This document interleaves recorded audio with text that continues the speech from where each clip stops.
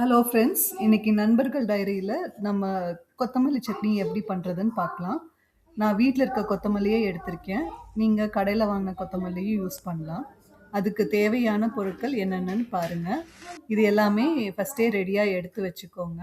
அதுக்கப்புறம் நம்ம வந்து சட்னி 10 நிமிஷத்துல டக்குன்னு பண்ணிடலாம். அதுக்கு ஃபஸ்ட்டு கடாயில எண்ணெய் ஊத்தாம கொத்தமல்லி, பச்சை மிளகாய், இஞ்சி இது 3த்தையும் ஓரளவுக்கு நல்லா வதக்கிக்கோங்க. இது வதக்கினதுக்கப்புறம் இதை எடுத்து வச்சுட்டு அதே சட்டியில் கடலைப்பருப்பும் உளுத்தம்பருப்பும் எண்ணெய் போடாமல் பொன்னிறமாக வதக்கி எடுத்து வச்சுக்கோங்க.